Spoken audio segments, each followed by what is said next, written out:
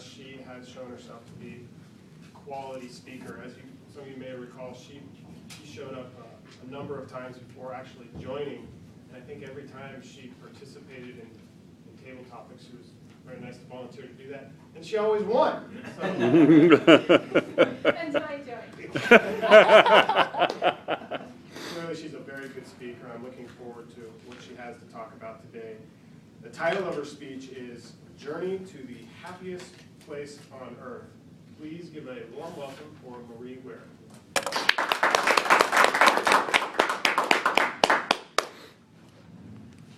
Imagine you could step out of the real world for a year and into a bubble called the happiest place on earth. In that bubble, you could escape your real world problems and work at a place where your boss is a mouse.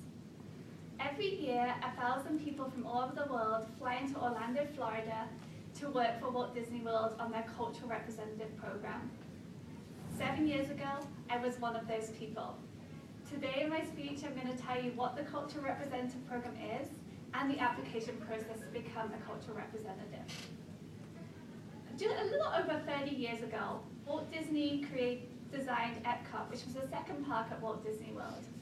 Epcot was built with a vision of having a world showcase, a world fair where you could experience different cultures in different countries. Epcot was built with 11 pavilions, which included the UK, Italy, Mexico, Norway, China, Japan, Morocco, and a few other countries. In order to make the experience as authentic as possible for the guests, it was felt that they should have people from this country, so you didn't walk into Japan to be greeted by an American.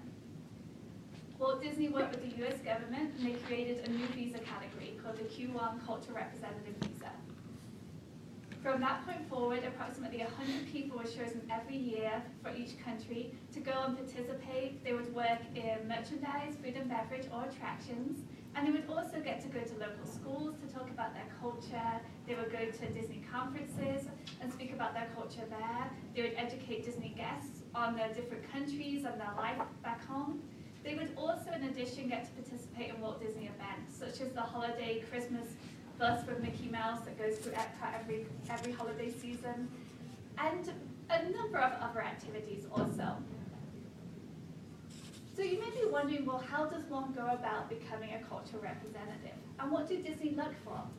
Well, Disney look for exceptional guest service skills, great communication skills, the ability to speak passionately about your home country and your home culture, and also they look for the ability to be able to move overseas. And they have some restrictions too in terms of people's luck. In order to preserve the wholesome Disney image, they need to make sure that you don't have visible tattoos or piercings. It's just not Disney's thing. So the process in each country, they have a recruitment company that does the initial screening.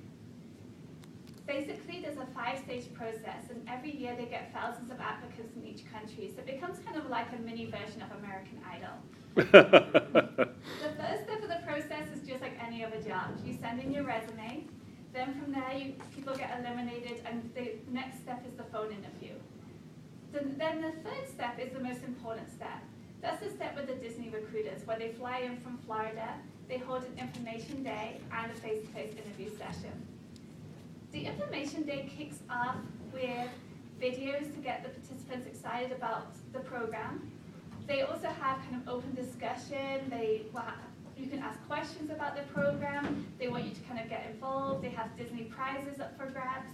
And here it might just seem that you could just sit back and relax, but the recruiters are kind of looking at how you engage. Do you get involved with the people around you and with them, or do you just sit silently and watch the presentation? Because this can give them indicators into how you engage with Disney guests if you'll be outgoing, if you were to be hired. Next, that day you have your face-to-face interview. And once that's done, you have to wait. The fourth stage is to wait for a card. The card comes in the mail and tells you you're being considered or you're out the running. On the card, it gives you a date, and that's the date about 2 to 3 weeks later when you'll get a phone call to give you the final decision. The phone call can come at any point during the next 2 to 3 weeks. Over the next 2 to 3 weeks, you are constantly looking at your phone, wondering, are they going to call? One day, you'll see unknown number. You pick it up, but it's just a tele-salesperson trying to sell you a trip to Walt Disney World. Which is so far from what you're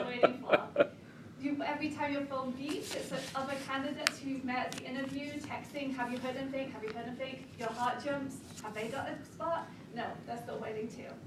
Finally, it's the day before the deadline. You go to the movie theater to just try and take your mind off looking at your phone. But you leave your phone on. You like ignore all the prompts going through to switch off your phone. And finally, you stop thinking about your phone. You're watching the movie's wrapping up, and finally, your phone obnoxiously rings in the theater. You grab your ringing phone, you run out of the theater, and you pick it up, and you hear those words. Hi, this is Jason from Yummy Jams. We'd like to offer you a spot on the Culture Representative Program, moving to Florida next June. Would you like to go? You think about it, hot, sunny, Florida. You think about a year in vacation land where you can go to Disney World as many times as you like and explore all the different theme parks. And you think, sure, why not? You've made it through. You've got through all 5 stages of the elimination process, and you're getting ready to go on an experience of a lifetime. An experience that 7 years later, when you need a Toastmasters speech, you'll drag up. I'd like to thank you for your time today, and in the words of a former Disney cast member, have a magical day.